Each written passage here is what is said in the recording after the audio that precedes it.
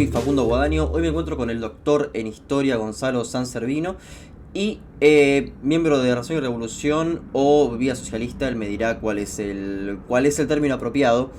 Y también se podría decir un colega de Puan también. También. Bien, así que bueno, ¿qué tal Gonzalo? ¿Cómo estás? ¿Qué tal? ¿Cómo te va, Facundo? Todo bien. Y Razón y Revolución y Vía Socialista es prácticamente lo mismo. Vía Socialista es el frente electoral y el nombre legal con el que va a estar inscripto nuestro partido para presentarnos a elecciones, pero somos la misma organización, así que cualquiera está bien. Exactamente. A mí me gustaría comenzar con un tema que probablemente no estaba en la agenda de lo que habíamos hablado, porque no es que esté... Acá ningún diálogo está pactado sobre lo que se va a hablar, esto es una aclaración. Simplemente había un temario de que íbamos a hablar. Pero me surgió esta idea porque en Crítica y Ciencia, en el centro de estudios del cual soy parte, y también en este programa estuvo Quentin Skinner, que como sabrás escribió Visions of Politics, y él tiene una mirada interpretativa de la historia. Ujú. Que yo no creo que en la cátedra de Eduardo, Eduardo Sartelli, creo que no comparten esa mirada. Me gustaría saber cuál es en ese caso, tu visión epistemológica sobre la visión interpretativa de la historia como la de Quentin Skinner. Mira, para nosotros, digamos, el análisis histórico implica el análisis de la realidad pasada en todas sus múltiples determinaciones, determinaciones que también tienen una jerarquía, o sea, no es lo mismo cualquier hecho pasado, no todos tienen el mismo carácter explicativo sobre los grandes fenómenos de la realidad. Nosotros en ese sentido tratamos de construir una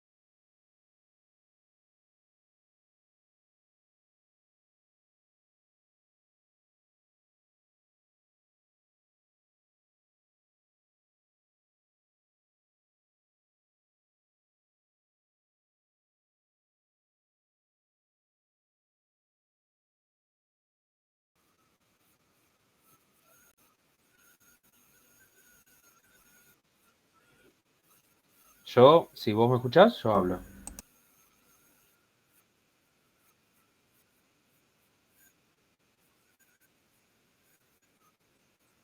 Dale.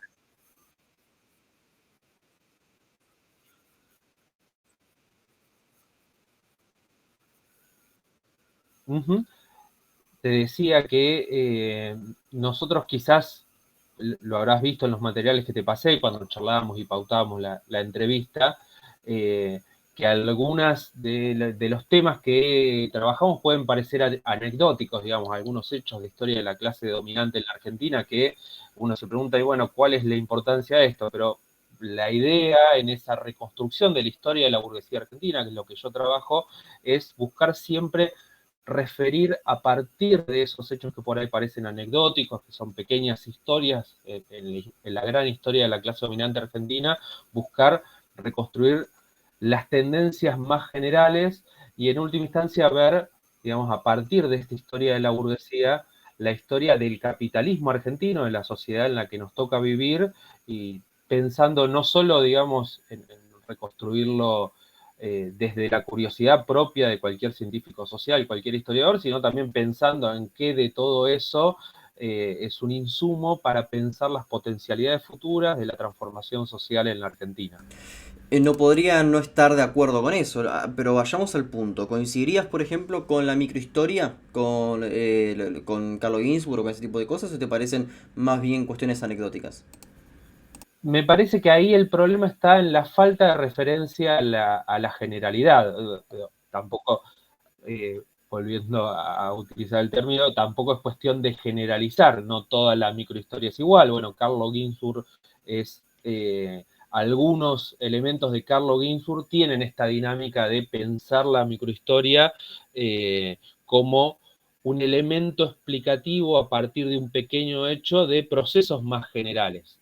Eh, pero hay ciertas tendencias, hay cosas que en historia se ponen de moda a nivel mundial y se empiezan a hacer, y en cierto punto se pierde el sentido original con el que se hacía eso y se va perdiendo esa referencia. Y la microhistoria se convierte solamente en pequeñas historias anecdóticas que no hacen referencia ni están pensando en un proceso más general. Con esa microhistoria, sí, tengo diferencias metodológicas porque me parece que la reconstrucción, me parece que es importante la reconstrucción de los hechos, o sea, no solo hacer una historia genérica que nunca vuelve a referenciarse en lo empírico, porque hay que ver, en la historia de la burguesía pasa muchísimo, que hay como ciertos prejuicios, ciertos análisis generales que nunca bajan a la empiria, y cuando uno baja a la empiria, a los hechos, a la reconstrucción de lo que efectivamente pasó, y hay un montón de cosas que no encajan, y cuando esas cosas no encajan, quizás lo que hay que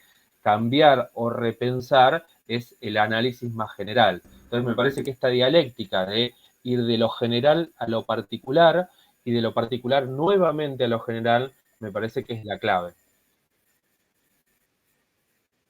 Pero bueno, como no se escucha eso, perfecto.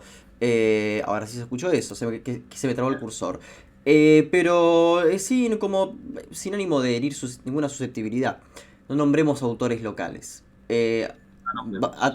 Ataquemos autores internacionales. ¿A qué microhistoria estás atacando particularmente?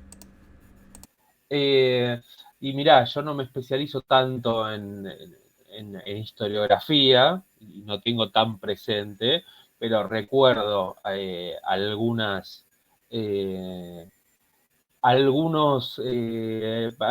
textos de microhistoria, sobre todo lo que se estuvo haciendo en los últimos años, que tienen esta cosa de, de quedarse en la anécdota.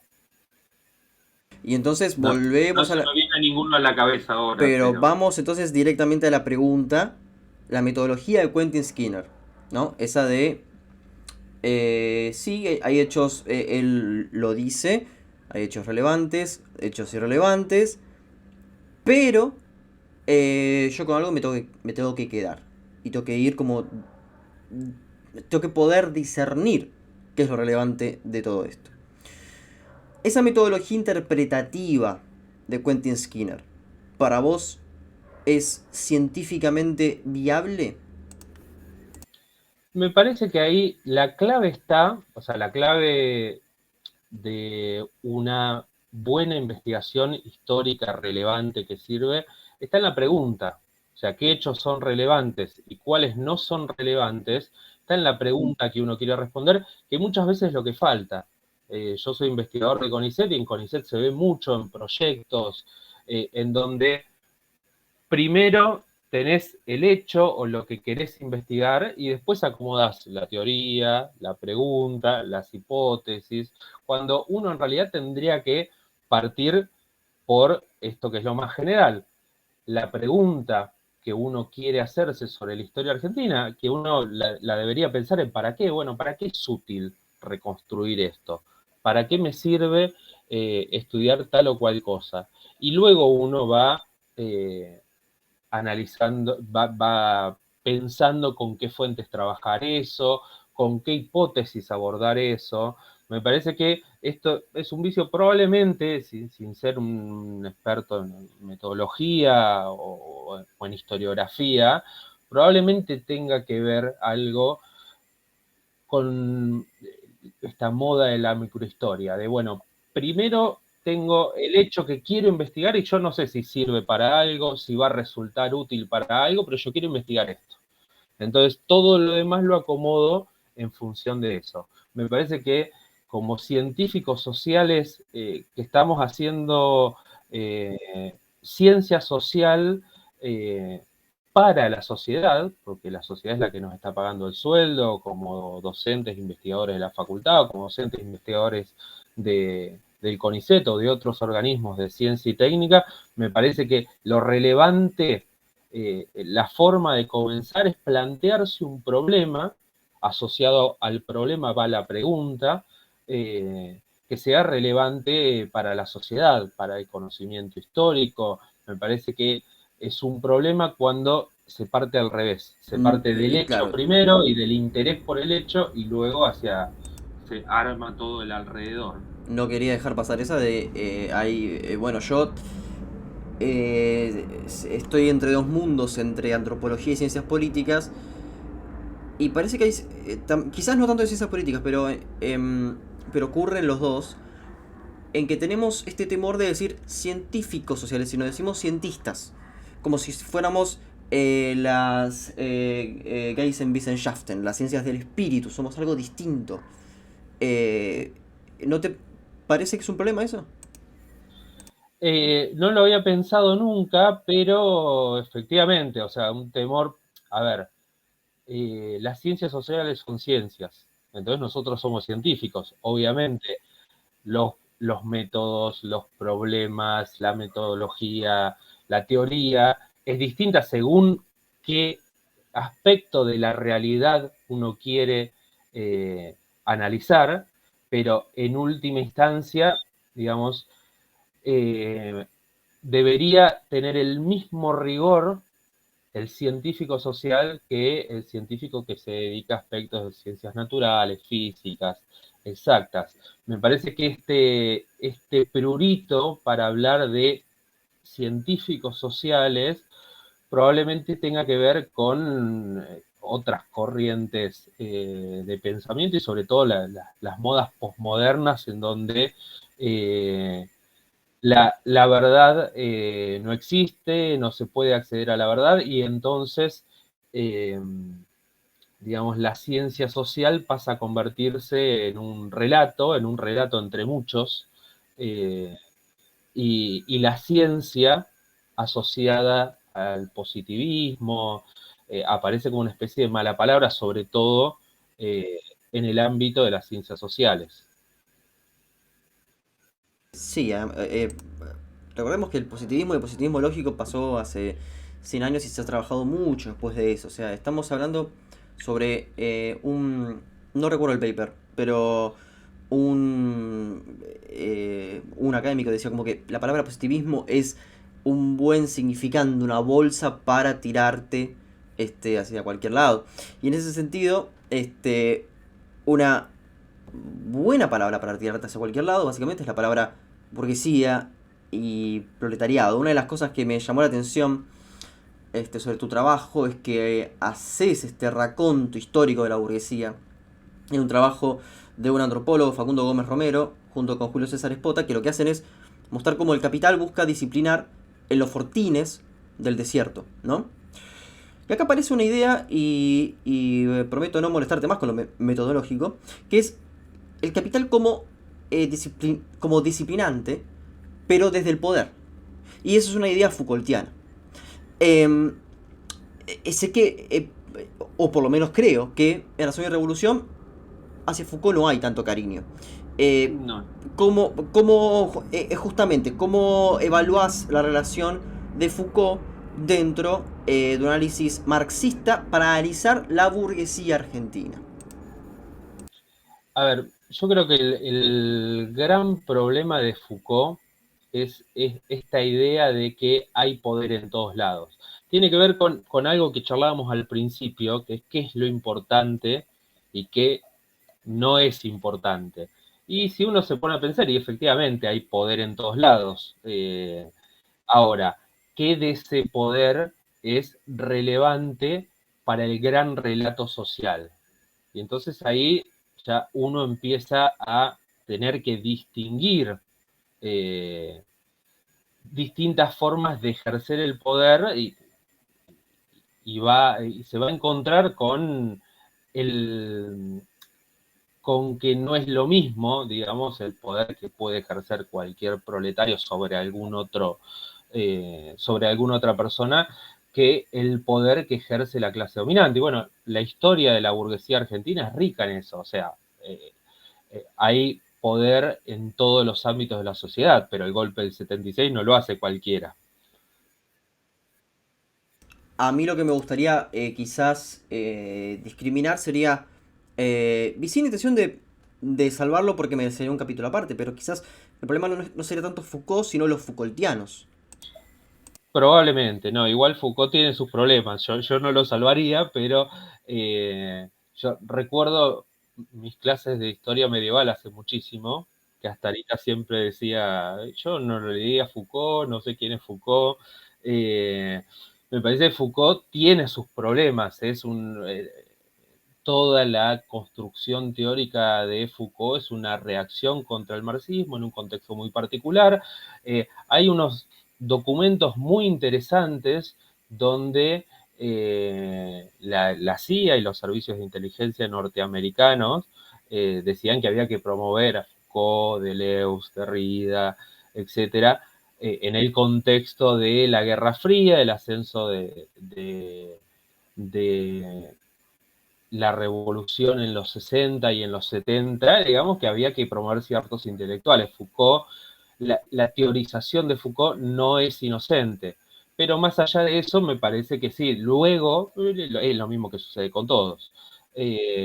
Las derivaciones, sobre todo en contextos de la reacción de los años 80, el fin de la historia, los 90, digamos, esas derivaciones se van haciendo mucho más reaccionarias de lo que originalmente eran los originales. Sí, Eh, yo creo que esa era menos para ciencia política, son como es como la edad media de las ciencias sociales. Ahora, lo que me refería con Foucault era que él muestra, voy a poner simplemente un ejemplo, que en los fortines eh, no se puede pensar en un agente pasivo en el caso del gaucho, ya que se podía hacer amigo del juez y en ese sentido estaría mostrando una resistencia ante un poder que no es simplemente que A logra hacer algo que B a priori no haría. Eh, no parece tan original, pero quizás es una herramienta metodológica rica para pensar estas cuestiones de los agentes, cómo van teniendo poder en un momento, perdiéndolo en otro, y efectivamente ascendiendo, por ejemplo, de rangos. ¿No crees que esta mirada es plausible? Mira, yo creo, a ver, nosotros no somos marxistas en Razón de Revolución, no somos ortodoxos, no creemos que Marx tiene la verdad relevada, ni que cualquier otra cosa que se haya escrito después es algo que nos sirva. Incluso, digamos, muchos aportes o historiográficos o teóricos o metodológicos que no son pensados desde la revolución, desde el marxismo, tienen cosas válidas para decir. Para mí lo importante es que uno no tiene que reconstruir la historia, que es lo que yo hago, en función de la teoría, algo que se ve mucho. O sea, primero elijo la teoría y después acomodo los hechos de esa teoría, sino que uno tiene que buscar los métodos y los elementos teóricos más apropiados para explicar cada problema. En ese sentido, quizás no conozco este trabajo que estás mencionando, puede ser que sí, lo que se me ocurre, digamos, sin haberlo leído, o sea, tampoco quiero faltarle el respeto a los autores a quienes no conozco, pero yo pensaría, ¿y por qué Foucault y por qué no Thompson? ¿O por qué no otros autores? O sea, ¿es indispensable analizar eso desde Foucault o simplemente usamos Foucault porque es lo que está de moda o está bien visto? Repito, sin conocer a los autores ni sin conocer el tema específicamente, que no es mi especialidad, pero me parece que la reflexión que Creo vale creo y que la que más puedo que nada es aportar. porque en los Fortines estaba este mangrullo. Entonces lo que dicen Ujú. es un panóptico imperfecto porque, bueno, no cumple con la propiedad de panóptico en sí y además, este, efectivamente se puede ver al vigía, este, y al mismo tiempo son los mismos gauchos los que están dentro del panóptico, entonces, mangrullo digo, entonces como que más que nada por esa noción. Sí, sí, sí.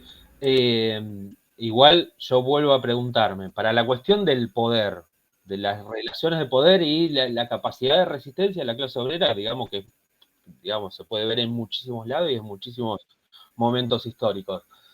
¿Hace falta verlo con Foucault o hay otras aproximaciones teóricas que pueden decir algo sobre eso? Por ejemplo, Thomson te mencioné, que tampoco es santo de mi devoción, pero bueno, se me ocurrió que se podía pensar desde ahí. Y después, por otro lado, también hay una tendencia, mira, te pongo una anécdota, a ver si sirve para pensar esto. Hace poco se conoció el caso de Buenaventura de Sousa Santos, que, eh, bueno, hace muy poquito surgieron a la luz denuncias de mujeres que habían sido abusadas, incluso una intelectual, dirigente política eh, argentina ligada a las corrientes de indigenistas, hizo una denuncia, más allá de lo que haya pasado con Bonaventura Sousa Santos, bueno, fue toda una reacción, sobre todo porque en la academia hay muchos intelectuales argentinos que seguían ese pensamiento. Y me acuerdo que había pasado alguien, o sea, una de las discusiones que se daba en grupos era, pero ahora, ¿cómo vamos a hacer para, o sea, como que había que cancelar de Sousa Santos? Y entonces, ahora, ¿cómo vamos a hacer para referirnos a tal concepto de Sousa sin nombrarlo? Entonces, había algo, lo había hecho algo, estaba en portugués, habían pasado como un cuadrito, era como una especie de, no sé si lo hicieron en Brasil o en Portugal, un cuadrito que te ponía los conceptos y al lado te ponía otra cosa que podés citar en lugar de Buenaventura de Sousa Santos para referir al mismo concepto. Y lo que yo pensé cuando lo vi es, mirá qué poco que les importa la teoría, que tranquilamente, digamos, podés saltar de un autor a otro como tu marco de referencia teórico, así, de un paso. Y algunos eran, esto voy con el panóptico, y algunos eran conceptos tan genéricos y tan vacíos de significado que no hace falta citar a de Sousa Santos. Por ejemplo, uno era sur global, era el concepto que había que buscar un reemplazo. Y yo para decir sur global, si quisiera usar esa categoría, y no, pero no me hace falta citar a de Sousa Santos. Dejémonos de joder, estás hablando de un punto cardinal, o sea, no lo inventó de Sousa Santos el sur. Y con lo que decía recién del mangrullo y el panóptico, bueno, el panóptico tampoco lo inventó Foucault. Foucault hace una teorización a partir de, pero no es que inventó el panóptico, o sea, yo puedo hablar de la forma de funcionamiento del panóptico sin referirme a Foucault. Vuelvo a repetir, no leí a estos autores que estás mencionando, así que probablemente sea muy injusta mi crítica. Y digamos, pero quiero reflexionar a partir de esto sobre algo más general. Me parece que muchas veces hay demasiada preocupación por la teoría y poca preocupación por las preguntas y por los hechos que uno está trabajando y que uno quiere reconstruir. En ese sentido, bueno, justamente esa es una reconstrucción de la burguesía argentina. A mí lo que me interesaría saber es cuándo podemos hablar de una burguesía argentina per se. Si nos referimos al 37, tenemos a una generación que quiere, en sus propios términos, terminar una revolución inconclusa. ¿No? Ahí tenemos a Echeverría, Sarmiento, Alberdi, etc. ¿Cuándo podemos hablar efectivamente de que se conforma una burguesía? Que es cuando se declara la guerra contra el indio, cuando están los fortines, cuando está la zanja de Alcina. ¿Cuándo empieza la burguesía argentina a acumular en sí? Bueno, desde mi perspectiva, antes, este no es trabajo que he hecho yo, sino Fabián Arari, que estuvo en diálogos, así que ya lo conocen seguramente, que escuchan el podcast y varias veces. A ver, una burguesía hay que tener en cuenta porque generalmente suele haber problemas con el concepto de revolución burguesa y burguesía, porque se espera, por un lado, pareciera para ciertas corrientes de ideas, quizás más de sentido común, que la burguesía aparece después del capitalismo y, o sea, que la revolución, que el capitalismo es el que genera la burguesía y no al revés. O sea, para que haya una revolución burguesa tiene que haber un sujeto de esa revolución. Y ese, el sujeto de esa revolución se forma en una sociedad, en un modo de producción, en realidad una formación social donde predominan relaciones sociales diferentes. Generalmente la burguesía se forma en la formación social feudal. En Europa sucede así, digamos, antes de la Revolución Inglesa ya hay burgueses que están en una situación de opresión dentro de una sociedad feudal que comienzan a intentar transformar relación, la sociedad a su imagen y semejanza. Y acá en la Argentina, en ese momento era el virreinato del Río de la Plata, sucede lo mismo. O sea, bajo la colonia, en una sociedad que es una sociedad en transición, digamos, donde hay múltiples relaciones sociales, también aparecen de manera subordinada las relaciones sociales capitalistas y aparece una protoburguesía que comienza a acumular, es la burguesía agropecuaria, que está en una burguesía agropecuaria y también una burguesía comercial. La burguesía agropecuaria en particular está en una situación subordinada dentro de la colonia en el Río de la Plata y es la que protagoniza la Revolución de Mayo. Belgrano, Saavedra, son todos estancieros, intelectuales que responden a estancieros. Bueno, Belgrano, Belgrano, Cornelio Saavedra, Castelli, tienen una relación muy fuerte con los estancieros, con los hacendados, que son los que protagonizan, los que forman las milicias durante las invasiones inglesas y los que van a protagonizar el proceso de la Revolución de Mayo. Ahí está, bueno, lo que fue la tesis de licenciatura de Fabián Arari, por eso digo que estos no son ideas mías, sino que hacendados en armas, efectivamente. Luego hay todo un proceso en la proto-argentina de esta época en donde una vez que se termina la dominación feudal, se empieza a construir una dominación burguesa en donde hay enfrentamientos entre distintas burguesías, la burguesía del litoral, la burguesía del interior, la de Buenos Aires, e incluso en Buenos Aires distintas capas, la burguesía comercial contra, o a veces en alianza, contra la burguesía productora agropecuaria, y ahí tenemos todo el proceso de guerras civiles y cómo se va conformando esa nación que es Argentina, que va a adquirir una forma geográfica, una estructura social que hacia 1860, 1870, 1880, que no estaba prefigurada de antemano en 1810. 1810, la que podríamos llamar la Argentina, era poco más que Buenos Aires y su campaña, digamos. Sentido, siempre que hay una pausa es porque yo tengo que activar mi micrófono desde un controlador. Aviso a los escuchas o a quien esté visualizando el podcast. Em, Me gustaría saber, porque hay puntos claves. No podemos hablar de Rivadavia equiparándolo con Rosas. Ocurren relaciones distintas. Por eso lo que me gustaría ver es esta evolución de la burguesía. ¿Qué puntos nodales encontrás vos en donde hay un cambio? Para mí, efectivamente, obviamente que sea en el 80. Pavón es otro. Pero ¿dónde se dan estos puntos nodales de cambios en el siglo XIX para empezar a conformar lo que va a ser efectivamente la burguesía que va a liderar el Estado argentino? Liderar hasta Si te referís a la burguesía agraria, hasta 1910, Por supuesto, ¿no? 1920, Sí, sí, pero sí, bueno, sí, sí, sí, sí, sí. sobre eso podemos volver después. Pero ahí tenemos, por un lado, todo el proceso de, primero, de expansión de las relaciones sociales capitalistas. Hay varios hitos, desde la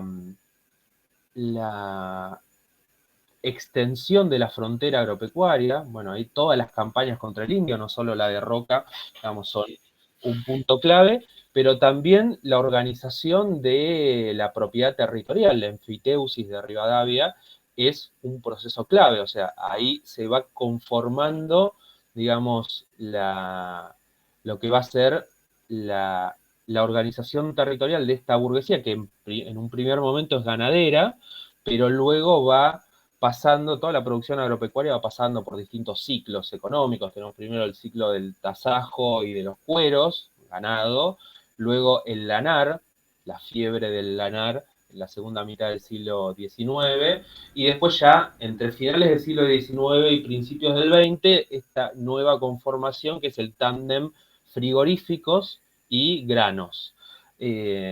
Ahí tenemos todo un proceso de organización de la producción de la producción y de la organización territorial, de las relaciones comerciales, porque también hay que la construcción de infraestructura para esa Argentina agroexportadora, los frigoríficos, y después, por otro lado, la conformación de una clase obrera, porque alguien tiene que laburar.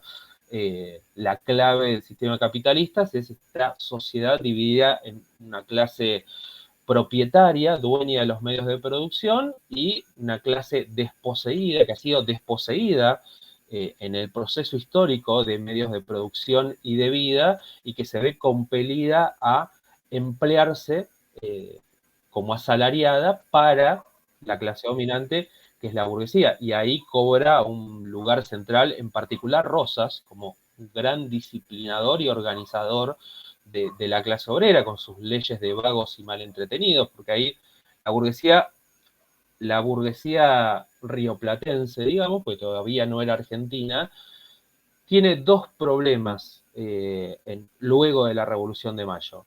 Primero es que la tierra no estaba repartida, la tierra se daba por merced real, había un montón de pequeños agricultores dispersos en la pampa que impedían la concentración de la tierra en grandes unidades, que era lo que demandaba económicamente la ganadería. La ganadería se hace en grandes extensiones de tierra, 10.000, las grandes estancias, 10.000, 15.000, 20.000 hectáreas, y si vos tenés en el medio de tus 20.000 hectáreas un montón de pequeños agricultores que están ahí, es un problema. Y el otro problema es el gaucho.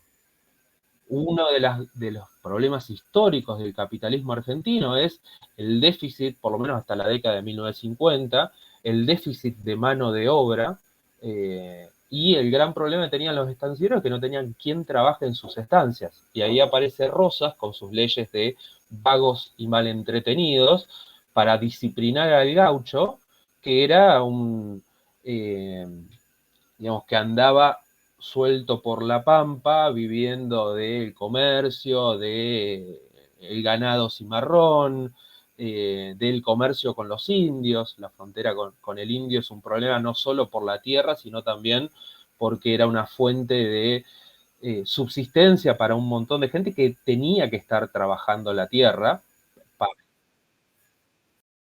De una ley que decía que vago mal entretenido era quien no tuviera, creo que La residencia papeleta de fija. Conchavo. Exacto, y O sea, si no trabajás para una estancia, eras un vago y mal entretenido, pero al mismo básicamente. tiempo creo que se agregaba algo sobre la moral pública. Ujú. Entonces era Efectivamente. demasiado, parecido a la ley Cané, igual. Sí, sí, sí. No, bueno, de este tipo de leyes hay varias, digamos. Las más, por su rol disciplinador, Rosas cobra un lugar relevante y por lo temprano de este tipo de legislación. Eh, Después, el otro gran elemento organizador de la clase obrera argentina es, por un lado, la, la incorporación del indio, todos los que no mataron, que se incorporan como mano de obra, todos los que no mataron en las campañas tipo la conquista del desierto, y luego la inmigración. La política de Sarmiento, de Alberti, de promover la inmigración venía a responder a este gran problema del capitalismo argentino en sus orígenes, que era que había tierra, había una burguesía que se fue haciendo con esa tierra, porque la enfiteusis es eso, porque el desplazamiento de estos agricultores más de subsistencia que producían para el mercado interno, para desplazarlos, para poner estancias ganaderas, es una parte importante del proceso, pero después no había quien trabaje. Y entonces ahí todas las leyes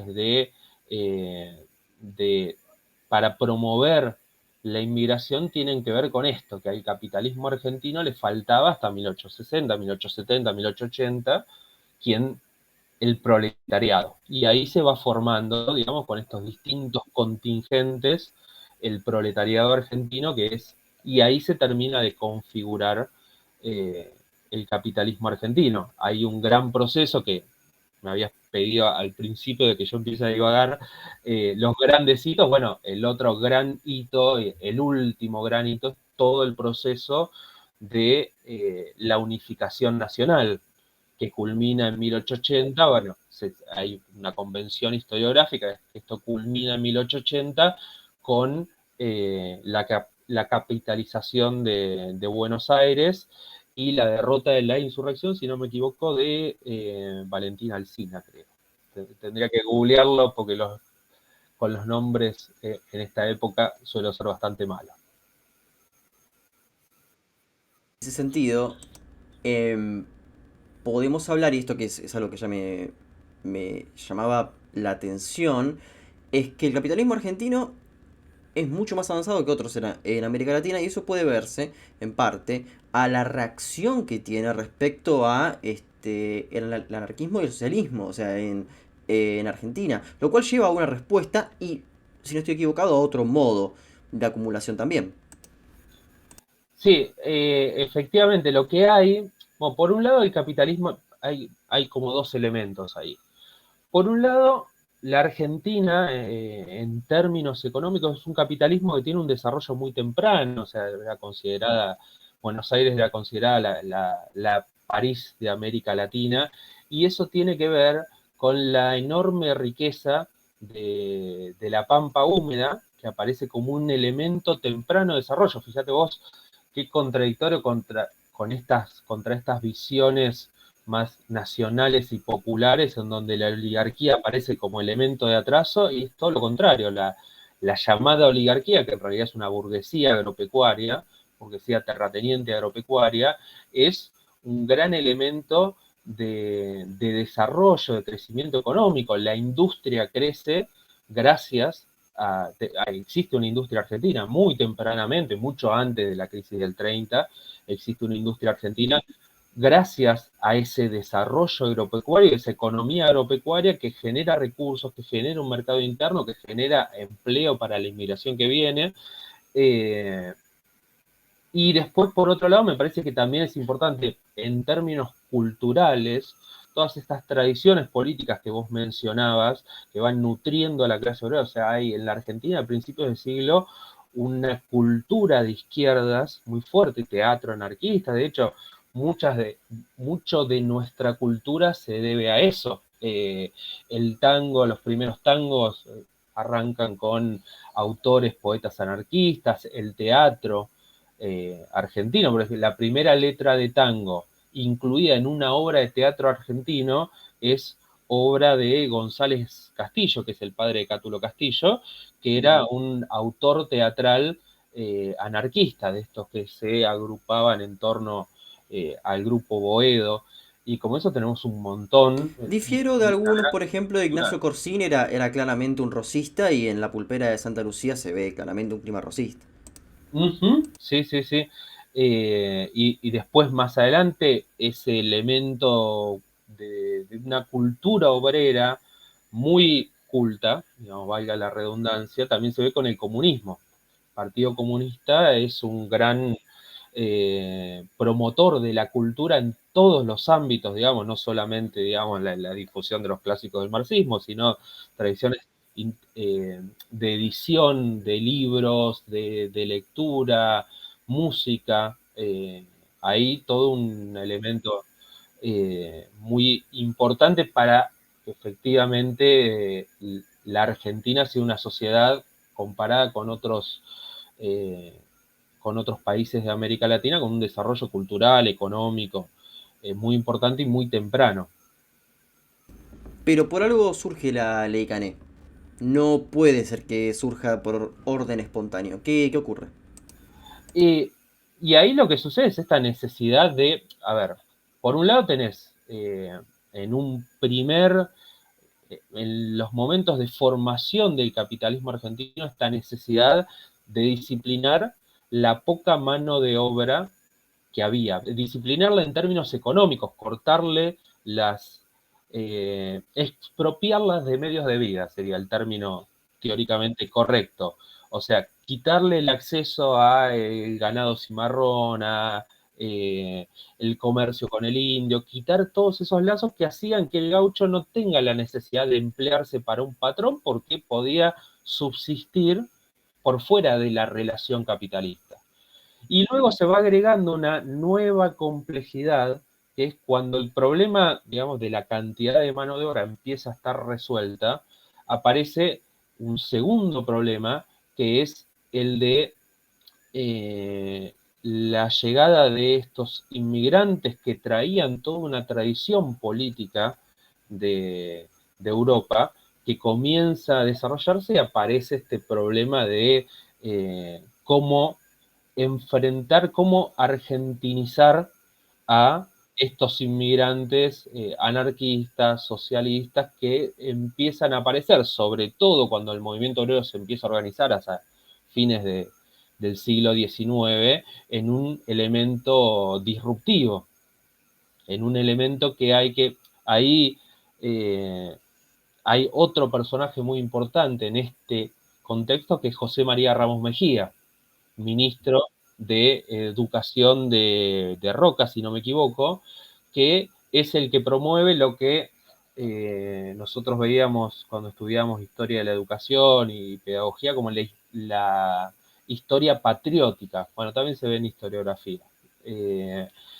La historia patriótica, esa historia argentina construida en torno a los símbolos patrios, los próceres, la historia, bueno, la primera historia argentina, historia de San Martín, de Belgrano, de la gesta de los próceres, los padres de la patria, asociado también a una a la creación de los símbolos patrios. Porque los símbolos patrios no nacieron con la patria, sino 70, 80 años después, cuando la burguesía argentina tiene la necesidad de dar un combate ideológico contra las ideas que tiene la clase obrera que pudo conseguir. Es Ahora, la clase obrera te interrumpo inmigrante. solamente para decirte esto. La línea de Luis Alberto Romero y Félix Luna están en eso.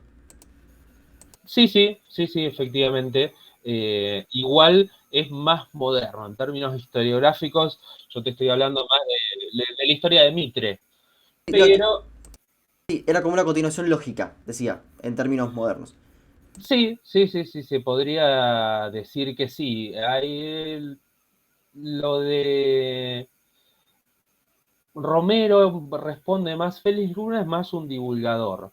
Romero responde a una corriente que tiene otras preocupaciones en la cabeza, es mucho más viejo. O sea, la historia patriótica es Mitre, la historia de Mitre, Vicente López, eso es lo que se llama la historia patriótica, que es de principios del siglo, digamos, cuando estaba el problema de el anarquismo y el socialismo en Buenos Aires, el movimiento obrero, y tenemos, no sé, la huelga de inquilinos, la Semana Roja de 1909, las huelgas del Centenario. Lo de Romero responde a otro problema, que es, Romero es la historia que se entroniza en la academia a partir de 1980. El problema ahí es la democracia, la democracia alfonsinista, la democracia burguesa. Entonces, todas esas corrientes, Romero es la versión más divulgadora, pero ahí entraría también Hilda Sábato, Jorge Sábato, eh, ahí las preocupaciones pasan por ver cómo construir una democracia social en la Argentina. Entonces ahí aparece los trabajos de Hilda Sábato sobre la construcción de la ciudadanía, eh, digamos, esa idea, o los trabajos sobre el peronismo, el propio Alperín, Alperín Dongui, sus reflexiones sobre el peronismo, porque el peronismo aparecía como ese por qué toda esta gente, mucha de la cual venía de una tradición socialista, del Partido Socialista, digamos, o de ciertas tradiciones de izquierda y se van acercando a la socialdemocracia alfonsinista, tenían la preocupación, su preocupación sobre el peronismo era por qué los obreros terminan eligiendo a un fascista filo nazi como Perón. O sea, ¿por qué no votan socialistas? Y entonces aparece esta preocupación historiográfica sobre la construcción de la ciudadanía, en las reflexiones sobre los 70 va a ser las reflexiones sobre la violencia en los 70 y la gran preocupación ahí es la democracia. Simplemente hago como este desvío para nombrar que incluso Luis Alberto Romero llega a decir que Justo era democrático. O sea, Uh -huh. hasta, hasta ese punto. Pero volviendo, ¿no? A todo este problema que había para la burguesía argentina, en términos de a quién exterminar, eh, efectivamente a partir de los 30 se produce un modelo de acumulación claramente industrial. Yo recuerdo haber leído, no recuerdo el libro precisamente, en el cual se replicaba que incluso en Sur había una pelea entre Ocampo y Borges respecto a mostrar los paisajes argentinos. Ahí comienzan las grandes rutas, etcétera. El problema es que de este, entre comillas, paradigma industrialista, Argentina nunca puede salir.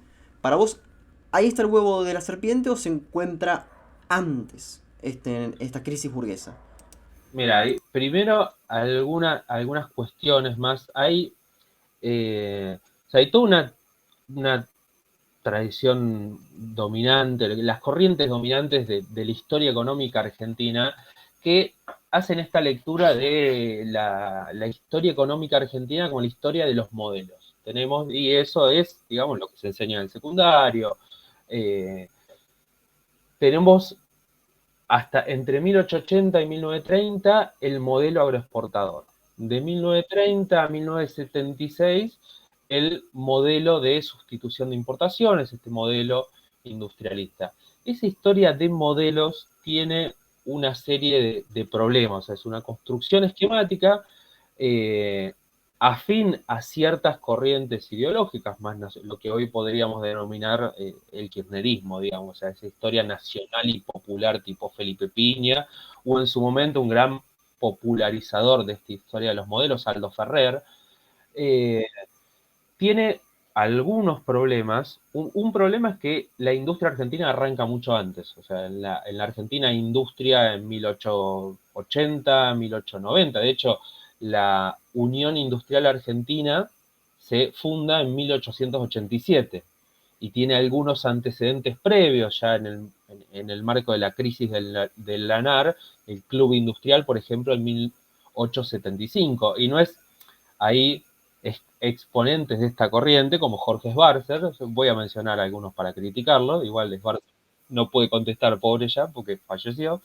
Pero bueno, por ejemplo, Jorge Schwarzer, en su historia de la Unión Industrial Argentina y de la industria argentina, hace mucho énfasis en que estos industriales que forman la Unión Industrial Argentina no son verdaderos industriales. Yo no comparto esa visión, o sea, ahí hay una necesidad de ajustar ciertos hechos a estos modelos. Pero bueno, más allá de que uno de los problemas es que hay industria argentina y una industria argentina relativamente poderosa que se va concentrando, tiene 50 años de historia antes de 1930.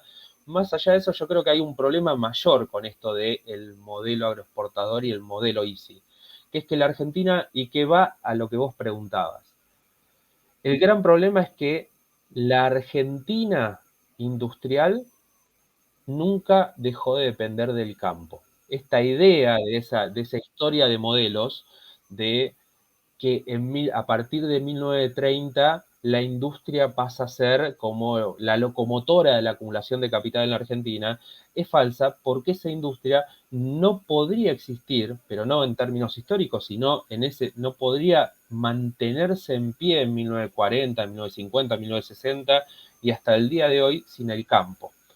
Uno de los principales problemas de esta idea de los modelos es que la Argentina nunca dejó de ser un país de base agraria y el agro nunca perdió su rol en términos económicos, de la gran locomotora que arrastra al resto, no en términos políticos, y ahí es donde aparecen algunos de los problemas de la historia argentina post-50, los golpes de Estado, la inestabilidad política.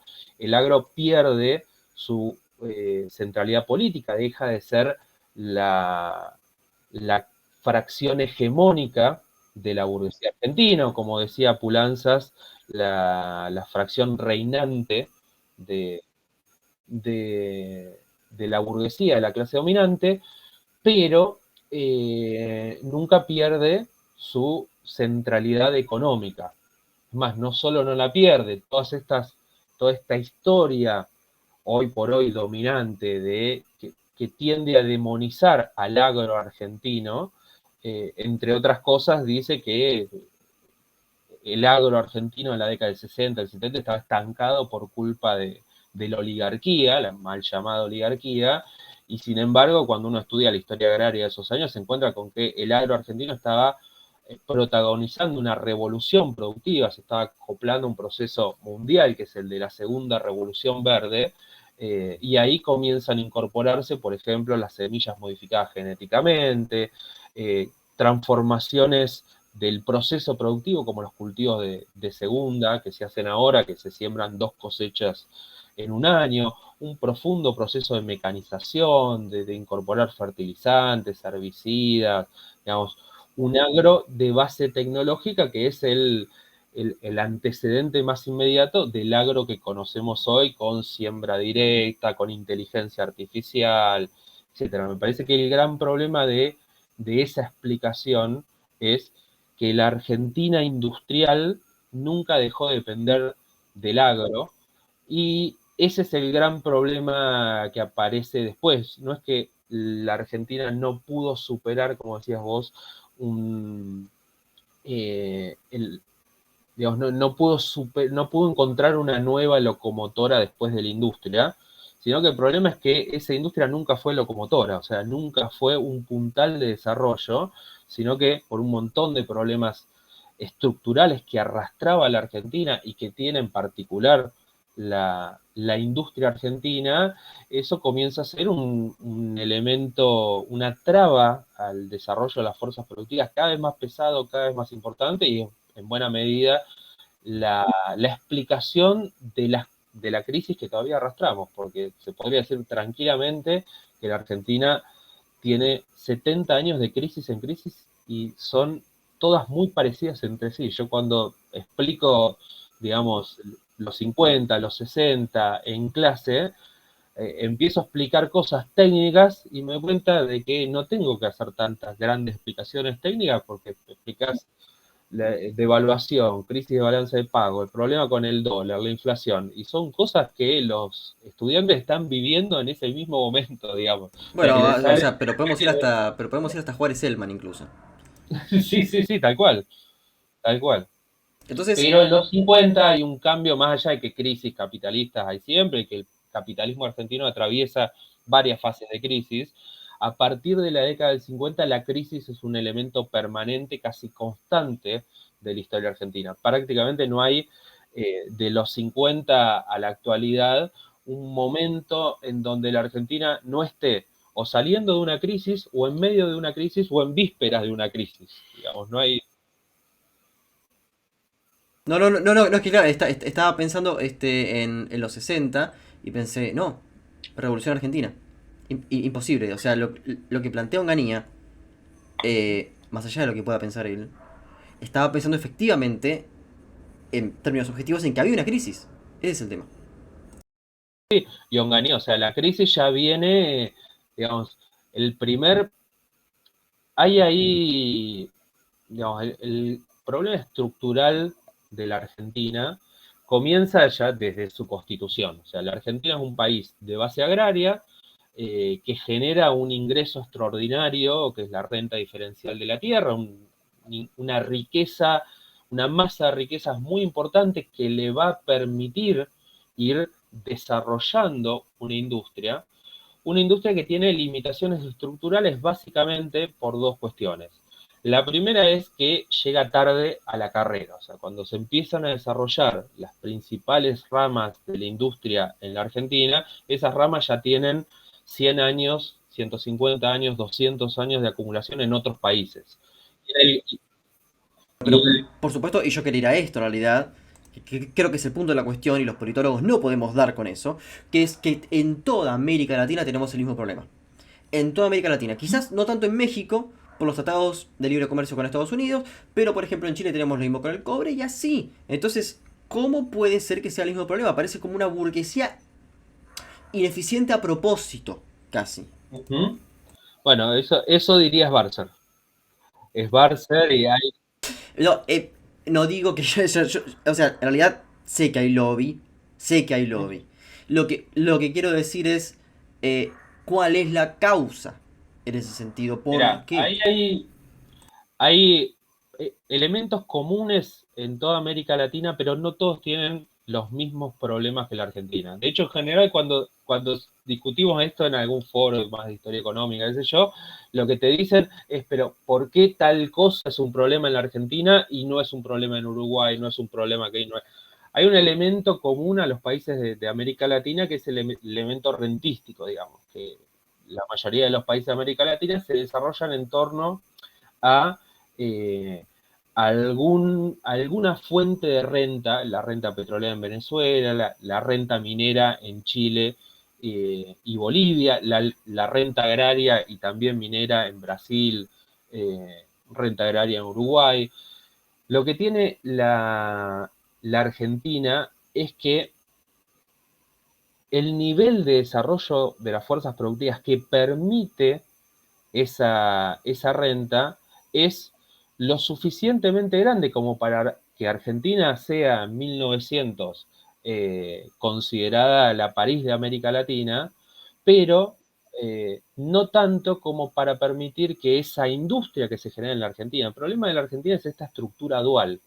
La Argentina tiene una estructura industrial muy fuerte, muy grande, que básicamente emplea al grueso de su clase obrera, porque el agro emplea mucha mano de obra a principios de siglo, por eso se necesitan los grandes contingentes inmigratorios, pero el agro a medida que se va mecanizando y se mecaniza muy tempranamente, el agro argentino comienza a expulsar mano de obra, porque una cosechadora, una trilladora a principios de siglo necesitas 30 operarios para usarla y hoy un solo tipo te maneja una cosechadora que hace todo, que hace varios campos en un día. O sea, el agro argentino va expulsando mano de obra y es tan productivo que emplea a una porción muy pequeña de la clase obrera argentina.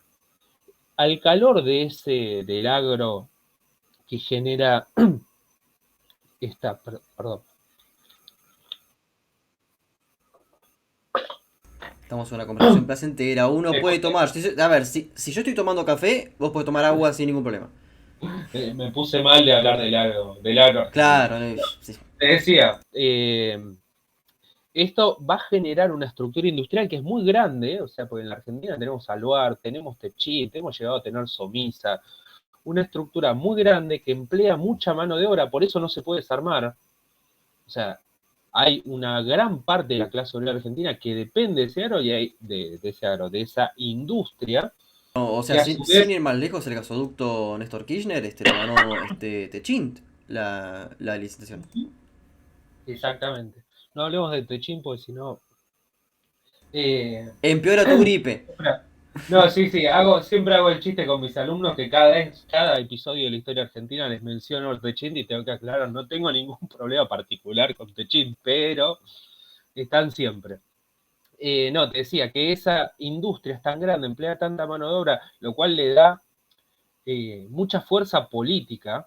La fuerza política de la industria argentina, de la Argentina industrial, es la clase obrera empleada detrás de esa mano de obra. Pero el problema es que esa industria vive, se, se eh, digamos, nace y sobrevive gracias a transferencias de riqueza provenientes del agro, y hay un punto en que el agro, que esa industria sigue creciendo, sigue creciendo, sigue creciendo, y el agro no puede seguirla sosteniendo. Y ahí es donde aparecen la crisis cíclica del capitalismo argentino, esto que Guillermo O'Donnell, en realidad, digamos, todos los economistas de los 60 y 70 llamaban la crisis del stop and go, porque la Argentina empieza un ciclo errático en el cual, digamos, fases de crecimientos cambian rápidamente a fases de depresión y cae la producción, cae el empleo, caen los salarios. Y esto es una constante, o sea, es como que el capitalismo argentino a partir de los 50 va golpeando siempre contra el techo y cae. Golpea contra el techo y cae. Golpea contra... Hay como un techo invisible La causa para es, el... entonces, El problema ahí tiene que ver con dos cuestiones estructurales. Una es esta, la dependencia permanente de la industria argentina. La segunda es el problema de ese techo invisible en la Argentina, es el mercado interno. El problema de esta industria argentina es que produce para el mercado interno, que tiene dos limitantes estructurales muy serias para poder trascender el mercado interno y poder exportar. Y esas limitantes son, por un lado, esto de que llega tarde a la carrera, entonces hay un retraso permanente en la productividad del trabajo eh, de la industria argentina, que no puede competir por costos con la industria afuera, entonces no puede conquistar nuevos mercados. A su vez, el mercado interno siempre, el mercado interno argentino históricamente, esto es algo que aparece en toda la literatura económica, es muy chico, o sea, la población argentina es chica para ser una base para que una industria, digamos, conquiste el mercado interno y a partir de ahí alcance la productividad para poder exportar. Y la tercera es que, aunque no lo parezca, digamos, porque nosotros somos los que lo sufrimos, la mano de obra argentina es cara en relación a otros países del mundo. Otros países del mundo que también llegaron tarde a la competencia capitalista y que comenzaron a desarrollarse mucho más tardíamente, Inglaterra, que Estados Unidos, que la revolución industrial, por ejemplo, los tigres asiáticos o China, incluso Brasil e India, han tenido una ventaja que la Argentina no tuvo, que es que tuvieron, por distintos factores, dictaduras, un gran campesinado, una mano de obra muy barata que les da una base para competir y poder ganar mercados externos. La clase obrera argentina, como bien explican varios de estos autores que trabajan la crisis de los 60 y 70, tiene un movimiento obrero fuerte, cohesionado, sin elementos estructurales que lo debiliten, por ejemplo, un campesinado que proletarizar, y eso hace que la mano de obra argentina en comparación con otros países sea cara. Los salarios argentinos son altos en relación a Brasil, en relación a México.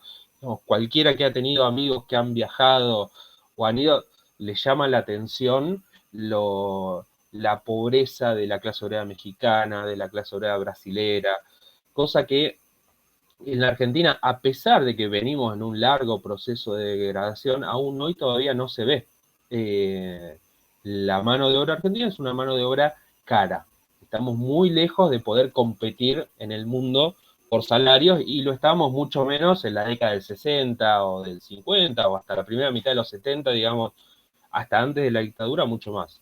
La, la última dictadura en la Argentina, la del 76 y todo el resto de las dictaduras tienen que ver con eso, con doblegar a la clase obrera para poder resolver la gran interna burguesa de ver cuál es la salida a esa crisis.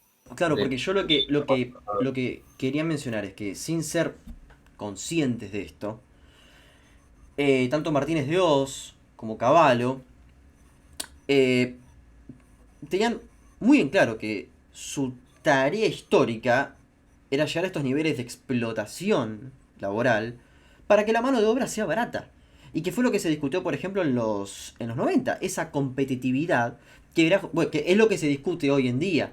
¿No? Que son la flexibilidad laboral, despidos voluntarios, etcétera, etcétera, etcétera. Entonces, básicamente lo que uno entiende es que hay condiciones objetivas en las cuales estos actores se están comportando. Y en ese sentido, es interesante ver cómo en el 66 esto fracasa rotundamente y en los 90 también. ¿No? ¿Qué similitudes encontrás? Porque además vos lo nombrás desarrollismo al neoliberalismo de los 90. Sí, sí. Bueno, ahí hay varias cosas. En primer lugar, efectivamente hay un intento consciente de resolver la crisis, una parte de la crisis, bajando, o sea, bajando los salarios, básicamente, o sea, bajando los costos laborales, no solo salario directo, sino también salario indirecto, gastos estatales, pero sobre todo, digamos, disciplinando a la clase obrera para imponer salarios mucho más bajos. De hecho, cuando uno ve la evolución de las estadísticas salariales, se encuentra con que los salarios en el 76, 77 dan un bajón que nunca más vuelven a recuperar. O sea, hoy seguimos con los niveles salariales de la dictadura que eran muy diferentes a los de previos a 1976.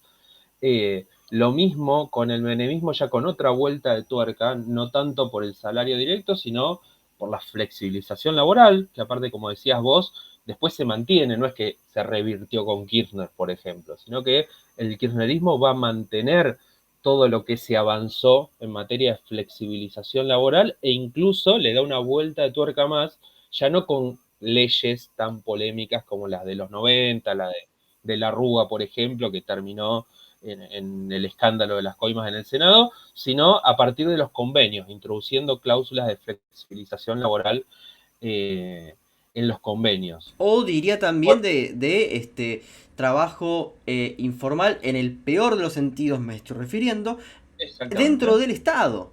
Dentro del Sí, sí, Estado. O sí. sea, no solamente Absolutamente. en textiles, sino dentro del Estado.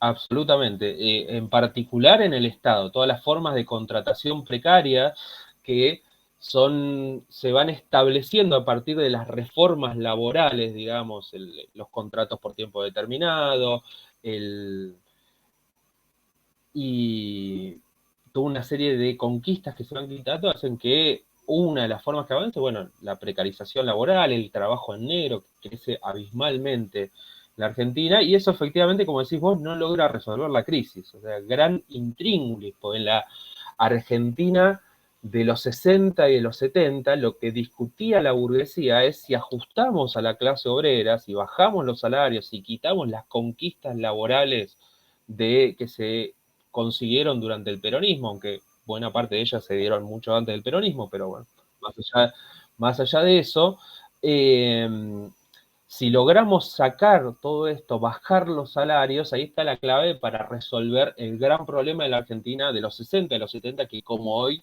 era, eh, poniéndolo en términos muy simplificados, pero básicamente que la plata no alcanzaba para sostener toda la gran estructura que había que sostener. Y sin embargo no lo logran, o sea, la crisis sigue estallando con Martínez Dios. Martínez Dios se va en el medio de una bruta crisis y Alfonsín pasa por dos o tres, desde la hiperinflación del 89 hasta la crisis de la deuda que hereda de los últimos presidentes de la dictadura militar. Lo mismo el menemismo, o sea, después de la flexibilización laboral, después de la desocupación de prácticamente el 50% con el menemismo, el ciclo de los 90 se cierra con el 2001. ¿Y qué es lo que pasa ahí?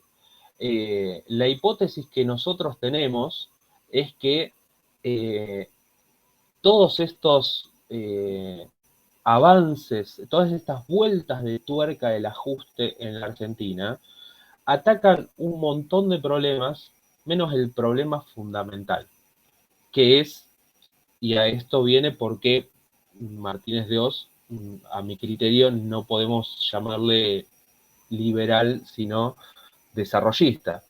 Lo que no tocan estos gobiernos, en particular Martínez de Oz, Menem tiene otra vueltita de tuerca, es las enormes transferencias de riqueza generadas sobre todo en el agro que se transfieren hacia los sectores industriales, hacia los grandes industriales, hacia Techin, Rogio, Macri, todo eso que durante la dictadura se lo llamó la patria contratista y después en los 80 con Alfonsín fueron los capitanes de la industria y en los 90 eran el club de los exportadores y durante el gobierno de Macri, por ejemplo, empezaron a ser llamados el Círculo Rojo o según cuál leas, el Club de la Obra Pública, porque también son las mismas empresas. Bueno, acá aparece Techin, yo no quería mencionar a Techin, pero me obligan. Techin, Rogio, Asindar, porque acá hay otra vez una construcción histórica, tiene que ver con esta corriente que habla de los modelos, el modelo industrial que finaliza en el 76. En realidad no hay en la Argentina post-76 un proceso de desindustrialización.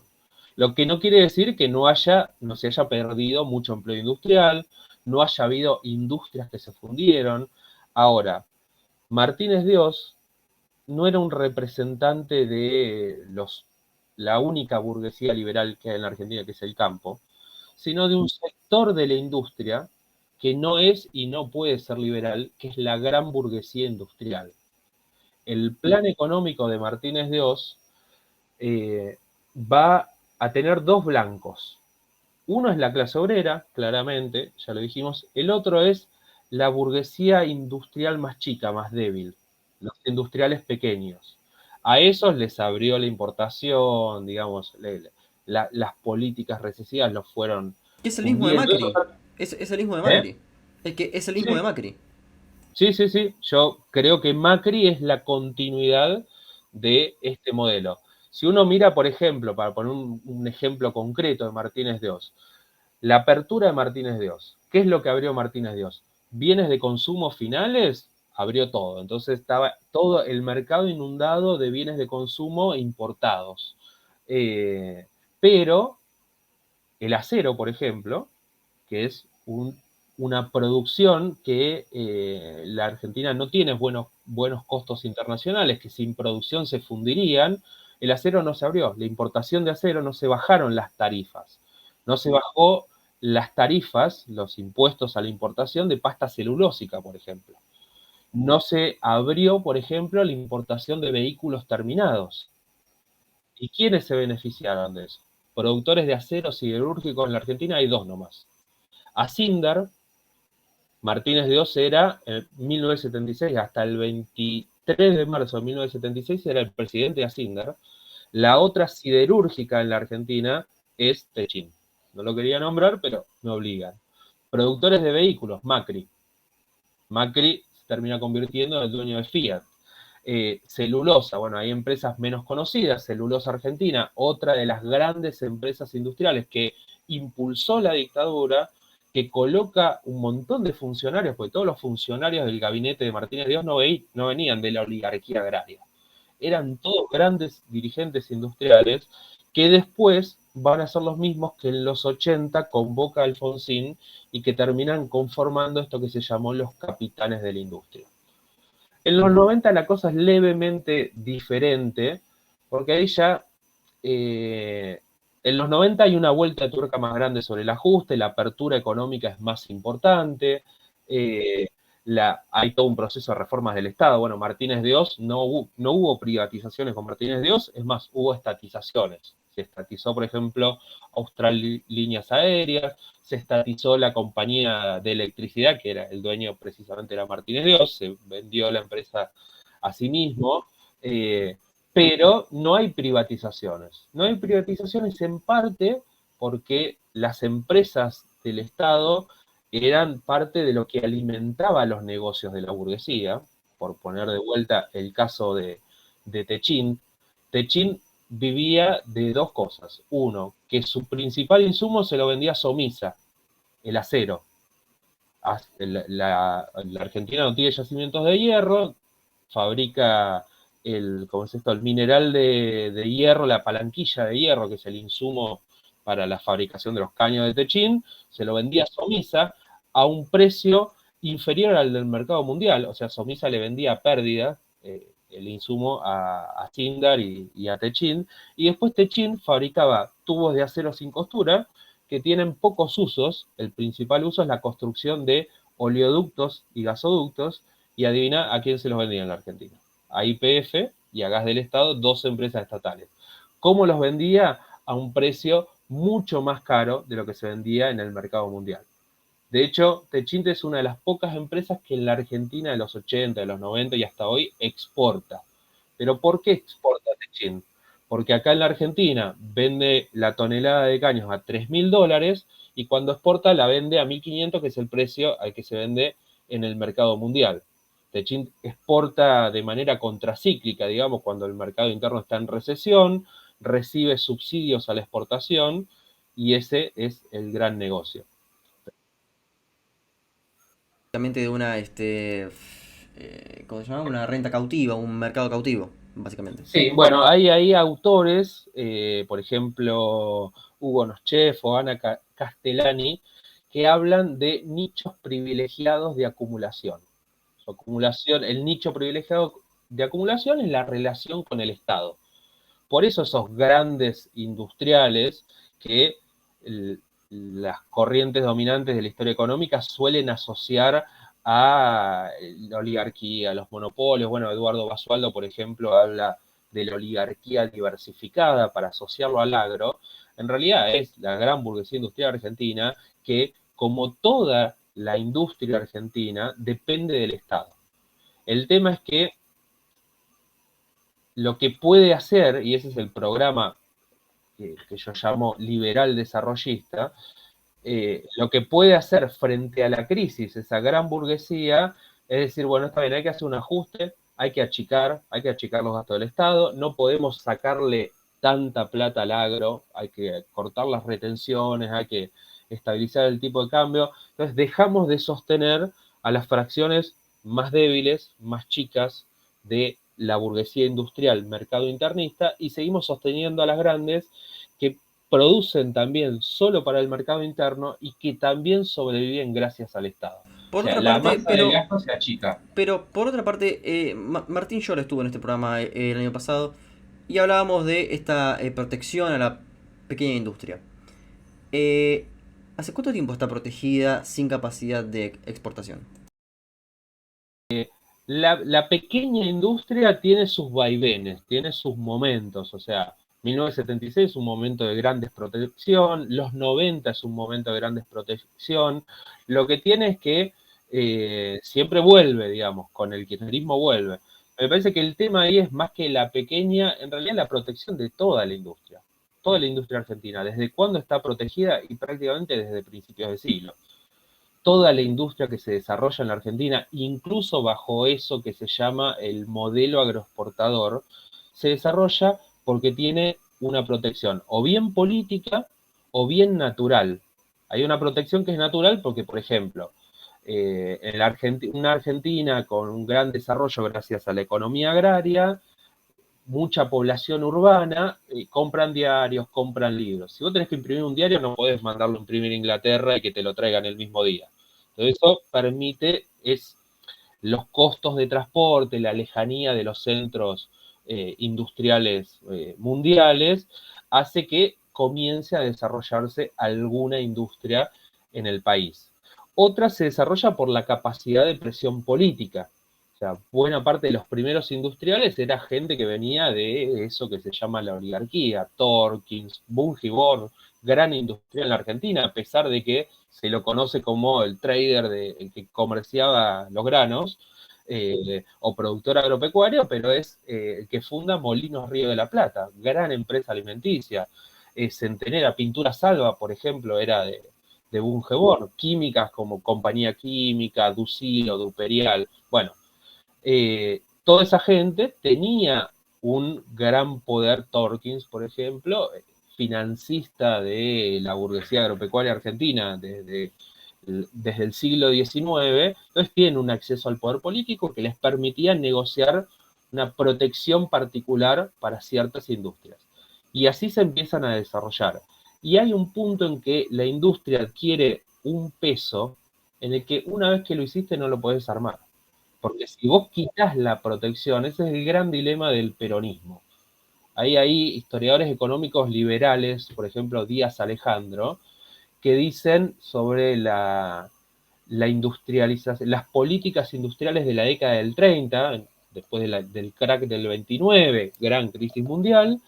Díaz Alejandro dice, esa política industrial estuvo bien porque se había cortado el comercio mundial, entonces la Argentina necesitaba una política industrial para reemplazar lo que ya no se podía importar.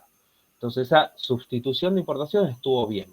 El error fue en el peronismo, porque cuando llega Perón, el mercado mundial ya se reactiva, entonces la Argentina tendría que haber cambiado la orientación de la industria, sacarle los subsidios a ciertas industrias y dárselos a otros.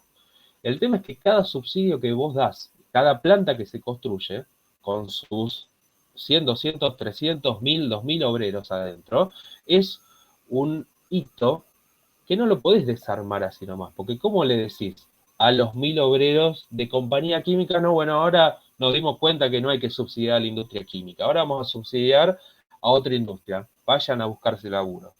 Es un problema político. Ese es el gran problema político de la Argentina industrial, que hace que el agro sea políticamente bastante débil, que la industria tenga fuerza, una fuerza que le permite defender esos subsidios, incluso con Martínez Dios o incluso con Menem. Sí, o sea, a ver, básicamente habría que... O sea, simplemente basta ver la relación de Menem con los sindicatos y eso responde por sí solo. Ahora, durante Macri, ¿qué es lo que pasó? Macri es. Macri finalmente termina repudiado por su clase. O sea, Macri se inscribe en un contexto en el cual la. Digamos, no podemos explicar Macri sin el 2001. La gran crisis del 2001 genera las condiciones para la llegada de un nuevo personal político que viene de los márgenes de la política, el kirchnerismo, primero Dual, después Kirchner, que, digamos, tras una gran crisis, una gran caída de la producción, del empleo, de los salarios, construyen, digamos, como una especie de dinámica económica asentada sobre que estábamos en el fondo del mar, y entonces a partir de ahí todo es para arriba. La gran base de la Argentina kirchnerista, esto probablemente te lo haya contado yo, porque es uno de los que lo investigó muy bien, no se asienta en nuevos desarrollos industriales, una nueva dinámica de la industria. En realidad, la reactivación económica kirchnerista está asentada en salarios muy bajos post-devaluación y en mantener esos salarios bajos durante mucho tiempo. Porque en la Argentina de 2001-2002, la devaluación que se genera un colchón para una reactivación económica muy grande. Para que te des una idea, la devaluación fue de 3-1, se pasó de 1-1 el dólar a 3-1. Eso es una devaluación de 300%. Sería el equivalente hoy a que el dólar pasara de 500 pesos a 1500 de un día para el otro, de un saque. ¿Qué es lo que genera eso? Protección, sobre todo para la industria, reactivación de los ingresos agropecuarios. ¿Por qué protección para la industria? Porque el dólar caro no te deja importar. Un dólar tan caro hace que todo un montón de productos que antes importaban ya no se puedan importar. ¿Qué es lo que pasaría hoy si hubiera una devaluación del 300% y la inflación se va en 3 meses a 1500%? O sea, entramos en una hiperinflación. En la Argentina del 2001, después de casi 3-4 años de recesión, una recesión económica muy profunda, donde no había un mango, enormes niveles de desocupación, casi 50% de desocupación. La desocupación oficial era menor, pero está muy maquillada la desocupación oficial, la real era de alrededor del 50%. En ese contexto, la devaluación, la caída que se genera en los salarios en dólares, no hay un contexto ni económico, ni político, ni sindical. Los sindicatos no tienen la fuerza para pelear aumentos salariales. Los empresarios no tienen espalda para acompañar la subida de precios, entonces mucho se absorbe. Entonces la inflación es menor que la devaluación. Eso te genera durante muchísimos años un dólar caro. Hasta 2008 más o menos la Argentina tenía un dólar caro. Los salarios van creciendo de a poquito, el tema es que a medida que crecen los salarios, crecen los precios, sube poquito la inflación, esa brecha cambiaria se va achicando. Entonces, lo que era en 2008 un dólar caro, pasa a ser a partir de 2009 un dólar barato. El dólar barato genera un montón de problemas. Uno es que vos necesitas cada vez más recursos para sostenerlo, porque tenés una demanda permanente de dólares que no tenés cómo cubrir. Es lo que pasó en la Argentina previo al 2001, es la crisis del menemismo y del 1 a 1. Después te genera el otro problema, que vos tenés que poner alguna traba para que no entren las importaciones. Entonces ahí aparecen todas las medidas del kirchnerismo, el cepo cambiario, las declaraciones juradas de importaciones, toda una serie de restricciones para que eso que solo se solucionaba económicamente con una devaluación, tratar de evitar esa devaluación. El macrismo viene a resolver eso, es producto de que todo este segundo momento del ciclo kirchnerista hace que la alianza que apoyó al kirchnerismo se vaya desgajando. Primero se va al agro en el conflicto del 2008, no tiene la fuerza para sostener un recambio de gobierno, porque el agro es una fracción de la burguesía políticamente muy débil, a pesar de lo que dice la historia Nakampop. No tiene la fuerza para sostener un cambio, pero este cambio de ciclo y las políticas que va tomando el kirchnerismo van afectando a la burguesía industrial, y la burguesía industrial va pasando, va desgajándose la alianza kirchnerista y van pasándose a la oposición.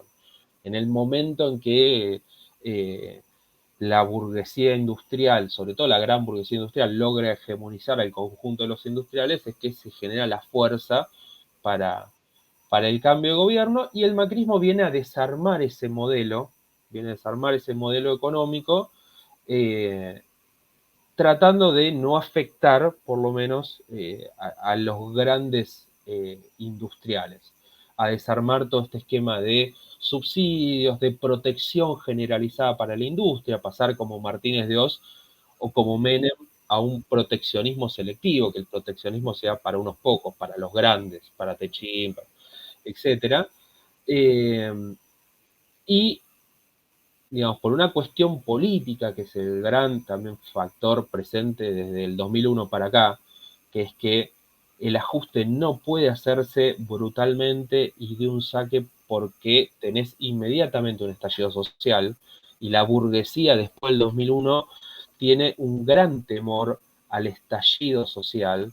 Por eso los planes trabajar, por eso los aumentos de sueldo, por eso Macri le costó tanto ajustar, y el kirchnerismo, Alberto Fernández y Massa, digamos, ajustan permanentemente por su relación privilegiada con los sindicatos, que le están bancando el ajuste a este gobierno. Y Macri entonces apuesta como una especie de lo que se llama gradualismo. Mirá qué paradójico, Álvaro Alzogaray, histórico dirigente político del liberalismo, a Martínez de Oz también le decía que era gradualista. Hay textos donde dice Martínez de Oz es un gradualista, es un desarrollista. ¿Por qué Macri es gradualista? Y por la cuestión política del estallido que se te genera hacer un ajuste a lo bruto, de shock, como se dice.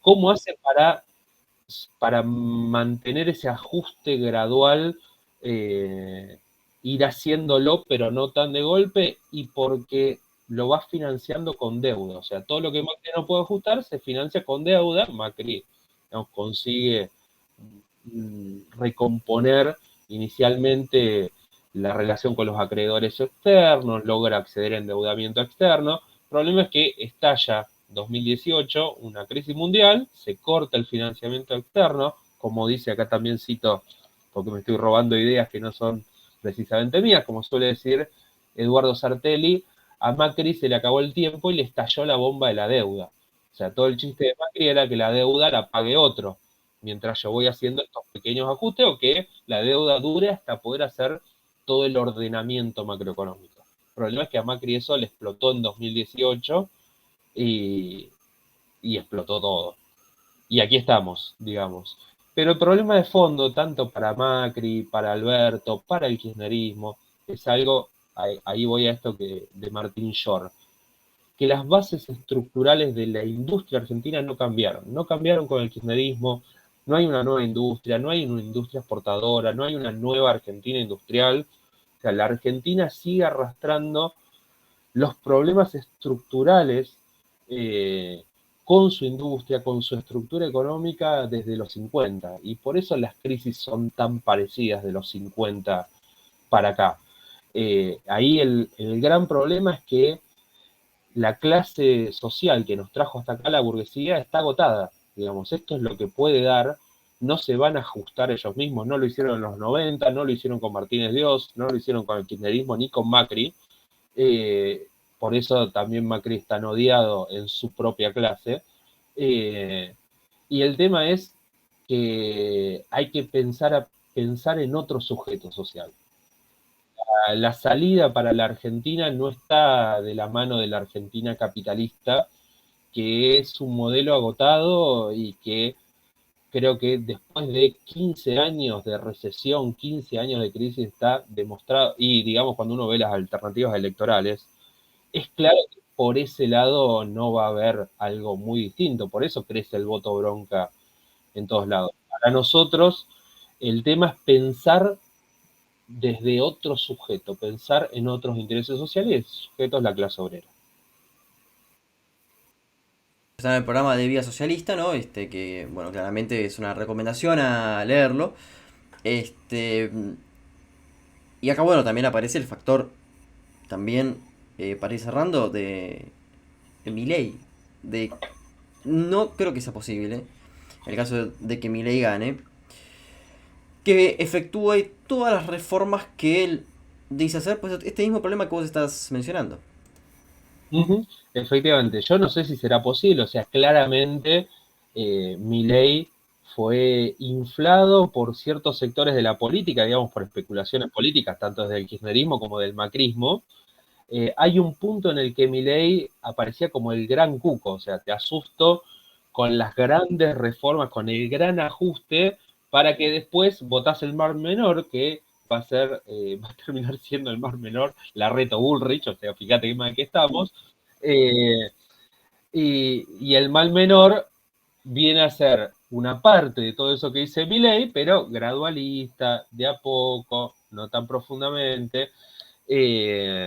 Con muchos palos Porque, igual, ¿eh? Con muchos sí, palos. sí, efectivamente, sin ninguna duda.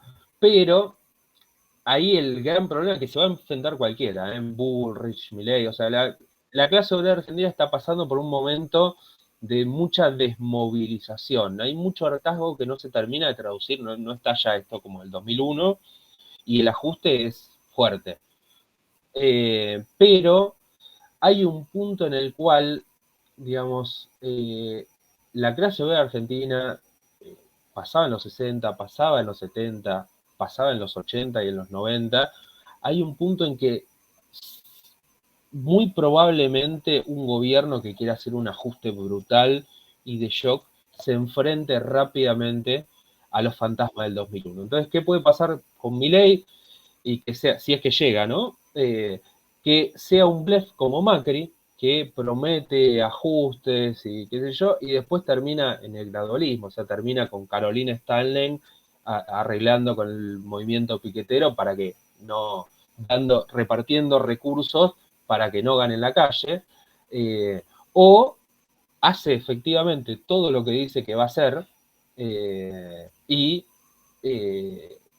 vuela el poder al muy poco tiempo. Me parece que más que en Milei tendríamos que tenerle miedo a Bullrich, porque el propio Milei hay una diferencia muy grande entre el discurso público de Milei, lo que dice en los actos, y después lo que dice por escrito que va a hacer. Cuando uno lee lo que escribe Milei, A Bullrich ya se la vio en es acción. más marcado.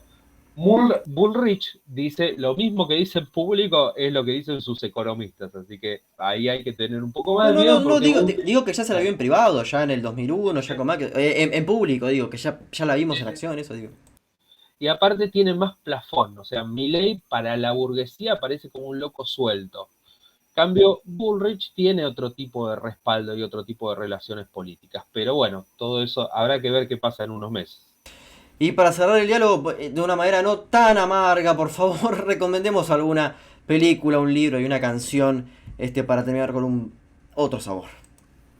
Bueno, libro yo recomiendo, ya que estamos con el tema historia de la burguesía, voy a recomendar dos. Eh, por un lado, un libro muy interesante, son autobombo, son libros en los que he trabajado, he participado, aunque más no sea como editor, Patrones en la Ruta sobre el conflicto del campo. Está bueno porque no analiza solo el conflicto del campo, sino que es un trabajo sobre la dinámica de la burguesía agraria y la estructura agraria argentina, muy interesante, sobre todo para despejar muchos mitos que se han construido. Y después prometo un libro que va a salir en un mes, pero bueno, voy a sacar mi libro sobre historia de la burguesía, que ya que estamos, aprovechamos, ya que estuvimos hablando de eso, los golpistas, las disputas interburguesas y el ascenso de los capitanes de la industria, 1955-1983, sobre varios de los temas que estuvimos hablando acá, va a estar. Y después película y canción, mirá, pienso rápido, no es pregunta inesperada, así que estoy escuchando bastante Silvio Rodríguez, me parece para irnos con un poco de esperanza y de alegría. Los temas de Silvio Rodríguez, se me ocurre ahora Ojalá o Óleo de una mujer con sombrero, me parece una buena recomendación. Y película, voy a recomendar mi película favorita, aunque no tenga nada que ver con nada, El Padrino, la trilogía del Padrino, gran película. Bueno, un poco tiene que haber negocios, Sí. los negocios y la burguesía tienen que ver. Muchas gracias, Gonzalo. Realmente fue un placer. Soy Facundo Guadaño y nos vemos en otro episodio de Diálogos.